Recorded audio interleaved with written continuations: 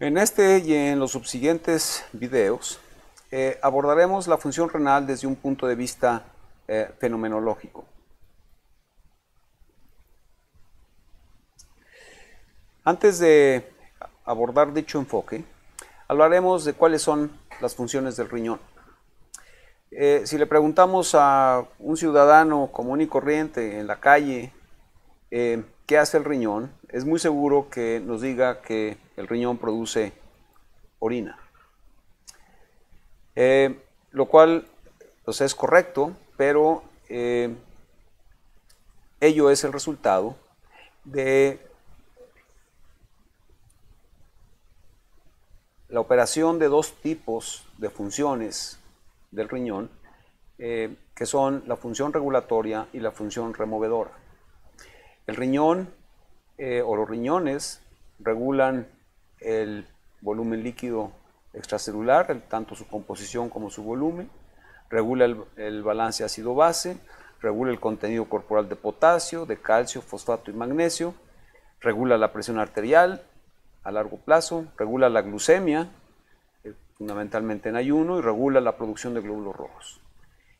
Y esta regulación la hace a través de controlar procesos filtrantes, secretorios, reabsortivos, sintéticos y degradativos. La otra vertiente, la función removedora del riñón, en esencia lo que implica es que remueve productos de desecho y remueve genobióticos.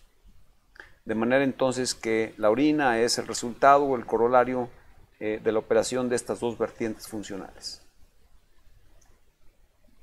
El enfoque fenomenológico de la función renal no es un concepto nuevo. De hecho, fue acuñado por ahí en los años 50 por Wolff, en el cual el interés básico es en contraposición con el enfoque mecanístico, que resulta ser importante e interesante. Este enfoque fenomenológico tiene como propósito, en principio, saber cómo se modifican las características cualitativas y cuantitativas de la diuresis en función de la ingesta de agua y solutos, en función de la producción metabólica de solutos y de la concentración plasmática de solutos. En este enfoque, el riñón es tomado como una caja negra, donde en principio los aspectos mecanísticos no interesan y simplemente queremos saber qué efectos tiene sobre la salida una serie de entradas. Iniciaremos este enfoque viendo cuáles son los efectos de la ingesta de agua y solutos sobre la diuresis.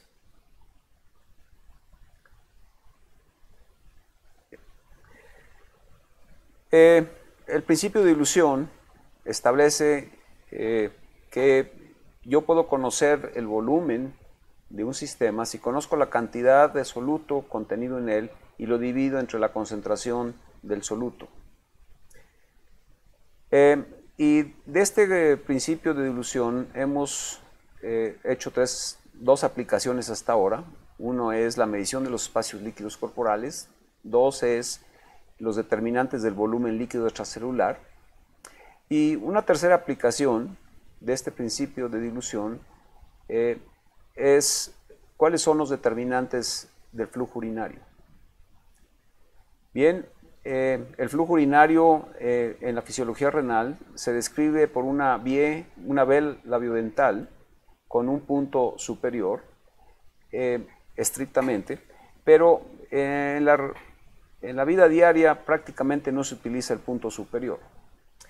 El flujo urinario representa el volumen que se excreta en la unidad de tiempo, como todo buen flujo, y por el principio de dilución sabemos que este volumen o este flujo es función directamente proporcional de la masa de solutos de orina, de solutos que se excreta en la orina en la unidad de tiempo, e inversamente proporcional a la concentración de solutos en la orina.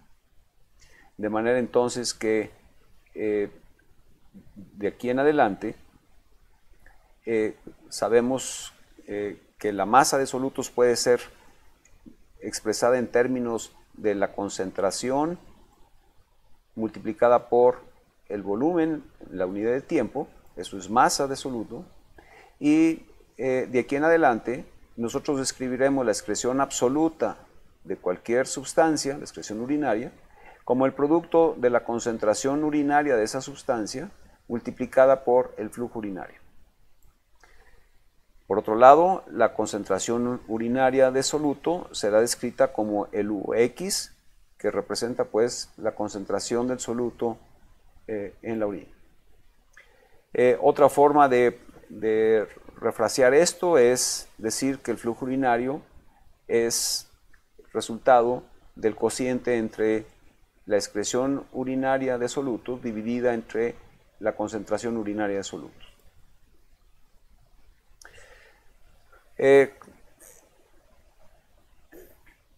¿Cuál es la composición de la orina?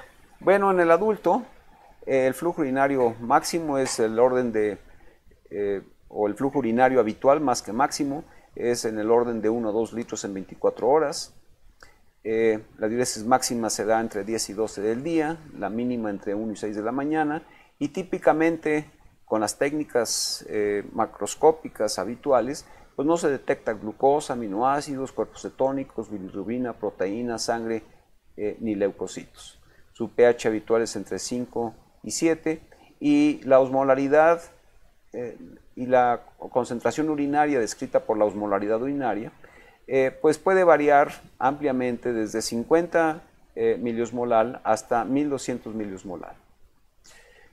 En esta orina se excretan solutos y aquí tenemos una lista de los solutos que se excretan y donde aquí resalta que es la urea el soluto más abundante de la orina, 20 a 30 gramos por día. Y si uno quisiera saber la excreción absoluta de osmoles dado por los solutos que se excretan en la orina, hay una manera de estimarlo. La estimación es que con una dieta occidental aproximadamente se excretan de manera absoluta en 24 horas 600 miliosmoles por metro cuadrado de superficie corporal. De manera que para un sujeto de 1.73 metros cuadrados de superficie corporal, ese sujeto estaría excretando en el orden de unos 1000 miliosmoles. Ahora, esos 1000 miliosmoles de solutos que se excretan en 24 horas pueden excretarse en una orina muy diluida, y si la concentración urinaria alcanzara los 50 miliosmolal, entonces ese sujeto excretaría estos 1000 miliosmoles en aproximadamente 20 litros de orina por día.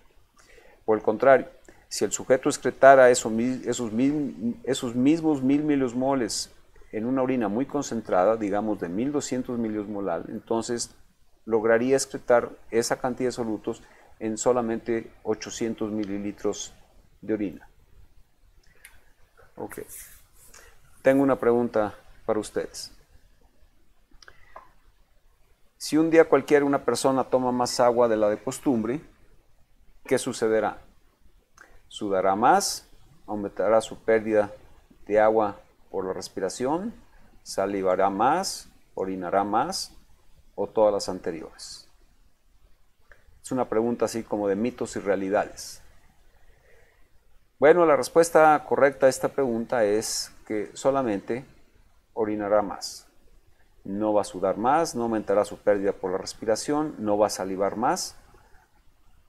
Y esta pregunta pues tiene la perspectiva de ver cómo influyen los determinantes del flujo urinario.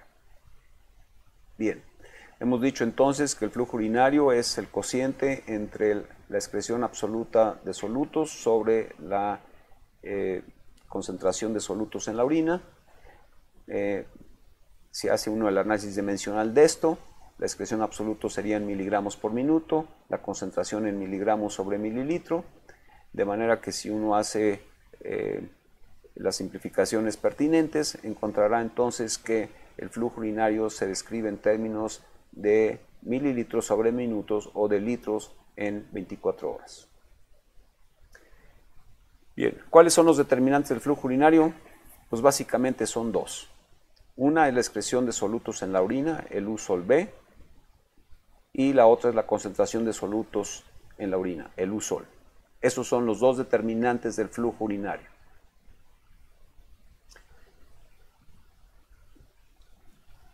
Lo subsiguiente a plantear es la excreción de solutos en la orina, ¿de qué depende? Bueno, pues ella está determinada en principio por la producción metabólica, para el caso de la excreción de urea, creatinina, ácido úrico, o de la ingestión de solutos, para el caso de la excreción de sodio, cloro, potasio, calcio y fósforo, o puede estar determinada por ciertas endocrinopatías y nefropatías que no trataremos en este momento. Por otro lado, la concentración de solutos en la orina está determinada, número uno, por la ingesta de agua y puede ser determinada también por endocrinopatías y nefropatías, que no tocaremos en este momento. Nos enfocaremos a la ingesta de agua. Y la ingesta de agua depende en principio de la concentración plasmática osmolar o la osmolaridad plasmática. Segundo, depende del estado hemodinámico. Tercero, de factores culturales y hedónicos. Y cabe resaltar que la respuesta del riñón es específica. ¿Por qué? Porque ante una carga de agua ingerida, la respuesta es específica porque solo es riñón y solo es agua. ¿Qué quiero decir con esto? Que si yo aumento mi consumo de agua, lo que voy a producir es más orina y voy a excretar más agua, pero no más solutos. Por otra parte, la respuesta es proporcional. ¿Qué quiero decir con esto? Quiero decir que si yo consumo 1 litro de orina o consumo 1 litro de agua o consumo 5 litros de agua, la eliminación de estas cargas de 1 y 5 litros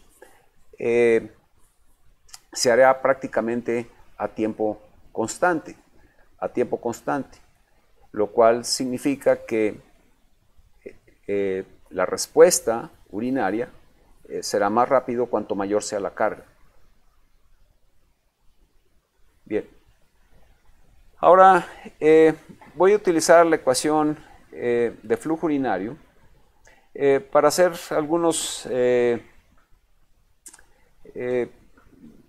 manejos matemáticos que nos permitan entender la manera como se grafica estas variables que permiten pues tener una idea de cómo es que se modifica el flujo urinario. En principio entonces tenemos que flujo urinario es igual a la excreción absoluta de solutos dividido entre la concentración de solutos. Ahora voy a despejar la excreción de solutos, la concentración de solutos, perdón, y esto sería igual al U sol B sobre el flujo urinario. Ahora voy a sacar la recíproca de la concentración de solutos y a consecuencia de ello tengo que invertir el numerador y el denominador de la expresión anterior. Y puesto esto en términos gráficos, entonces flujo urinario estaría escrito en las ordenadas y la excreción absoluta en las abscisas. Y traigo este eje de coordenadas aquí porque es menester que ustedes entiendan que, dado que esta expresión es la recíproca de la concentración de solutos, entonces cuando yo aumento la pendiente significa que disminuye la concentración de solutos y si yo disminuyo la pendiente significa que aumento la concentración de solutos. Bien. Ahora voy a utilizar este eje de coordenadas para plantear que en las ordenadas tengo el flujo urinario, litros en 24 horas, mientras que en la abscisa tengo la excreción absoluta de solutos. Y voy a marcar en este momento dónde estarían los cambios en la concentración urinaria. Entonces, en la parte inferior tendría yo la concentración urinaria más alta y en la parte superior la concentración urinaria más baja. Muy bien. Y lo primero que nos dice esta gráfica es que existe una relación pues entre la excreción absoluta de solutos y el flujo urinario. Es una relación directa que aquí la estoy planteando como lineal, lo cual no es estrictamente cierto, pero dentro de ciertos rangos podemos considerar que es lineal. Entonces, para el caso de una orina concentrada a 1200 miliosmolar, entonces existe una relación directa entre la excreción y el flujo urinario. Lo mismo sucede si yo diluyo la orina a un valor hasta 50 miliosmolar.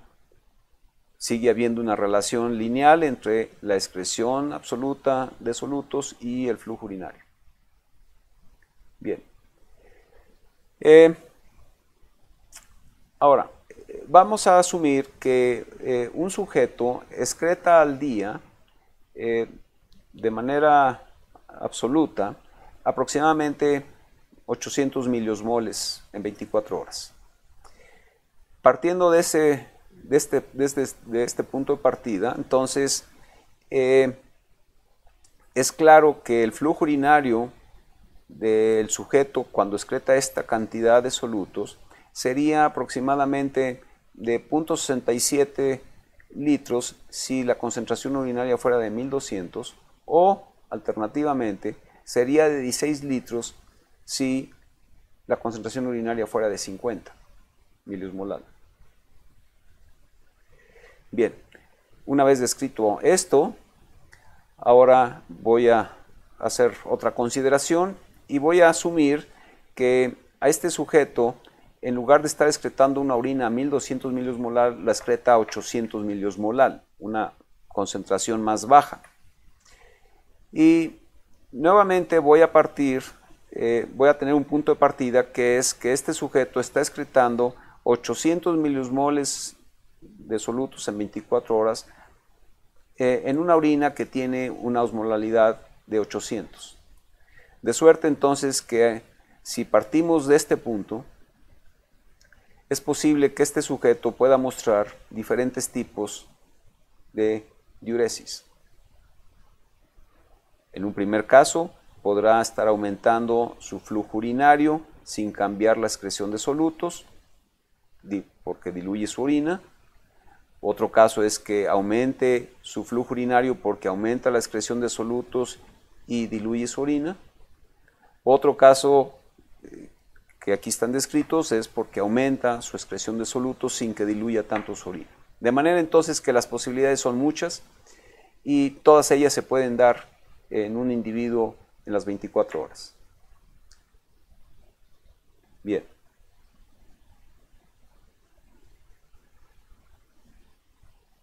Ok. Voy a comenzar a tipificar los tipos de diuresis partiendo entonces de esta circunstancia basal con una osmolaridad de 800 y una excreción absoluta de 800 miliosmoles en 24 horas. Y entonces lo que vamos a plantear es el tipo de diuresis que se genera cuando un sujeto aumenta su flujo urinario de forma muy importante a consecuencia de que disminuya su concentración urinaria, sin que aumente la excreción de solutos. Bien, a este tipo de diuresis se le conoce como diuresis acuosa e insisto, consiste en un aumento en la diuresis a consecuencia de una disminución en la concentración urinaria sin cambio en la excreción urinaria de solutos. De manera entonces que en tanto que no cambie la excreción de solutos, si diluye su orina, eso será una diuresis acuosa.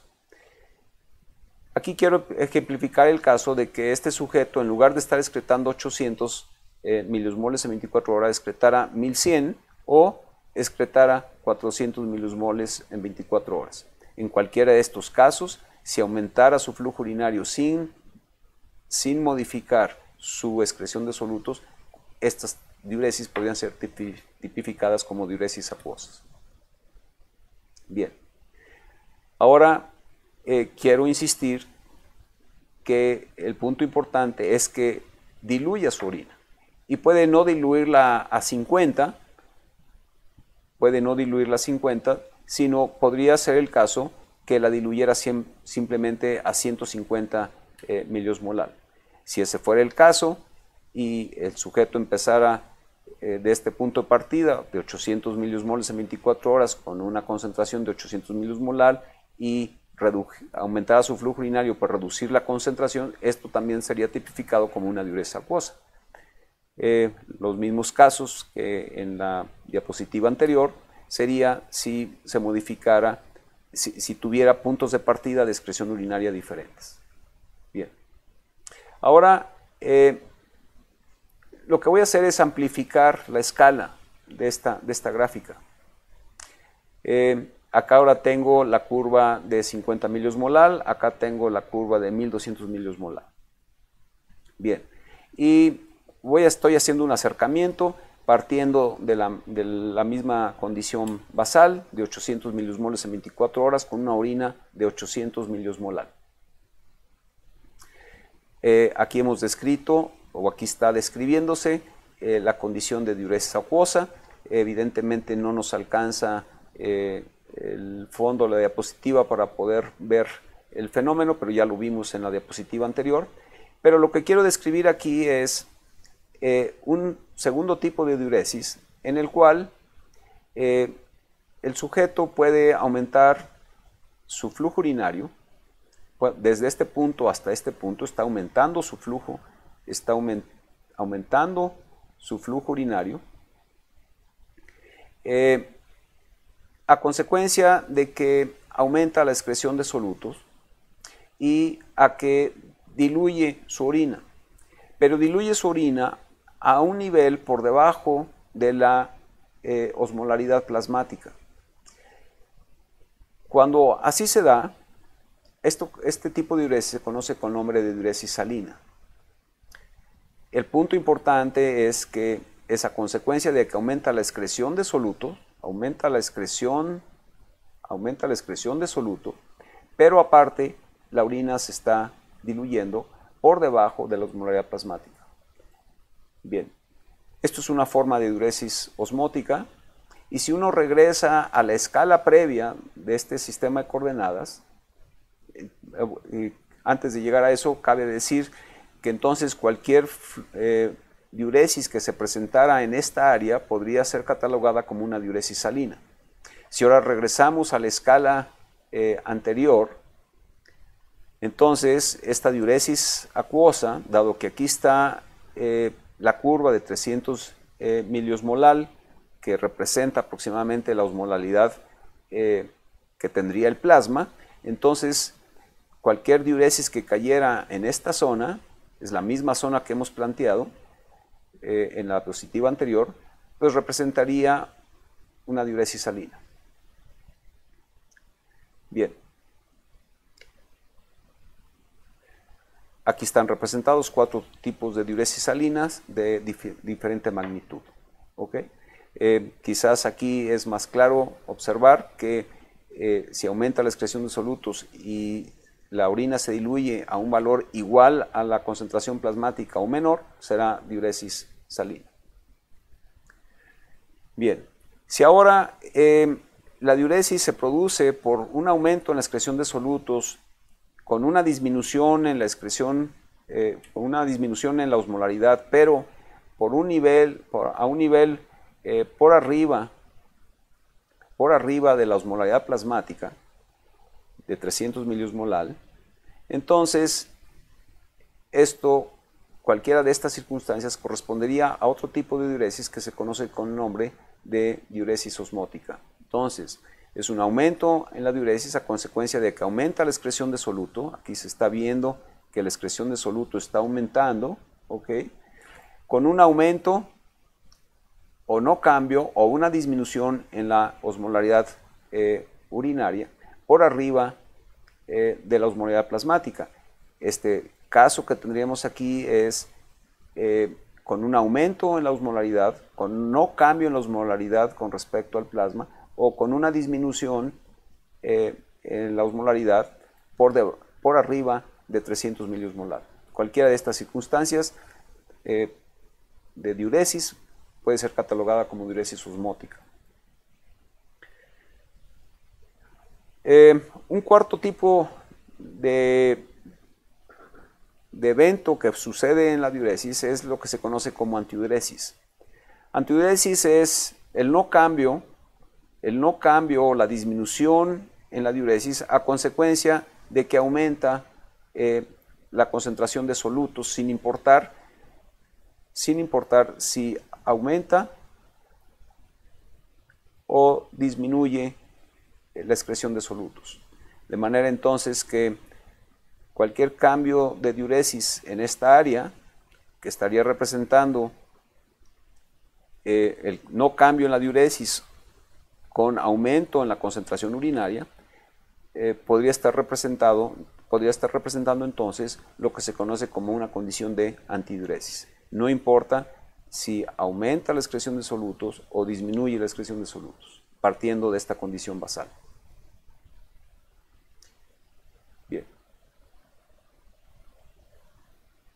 Ok, se conoce con el nombre de oliguria a toda aquella diuresis que está entre 100 y 400 mililitros en 24 horas. La condición de oliguria es una condición clínica que debe llamar nuestra atención. Ningún paciente debe estar en condiciones de oliguria. Y finalmente, el último tipo de diuresis es una diuresis que pues, realmente no es diuresis, que se conoce con nombre de anuria. Y esto, anuria, describe una diuresis inferior a 100 mililitros en 24 horas. Cuando ustedes tengan un paciente que orina menos de 100 mililitros en 24 horas, lo pueden declarar anúrico y esto es realmente un estado de emergencia. De manera que este cuadro sintetiza los tipos de diuresis que hemos descrito en las diapositivas previas y que espero les sirva para hacer una síntesis de toda esta información.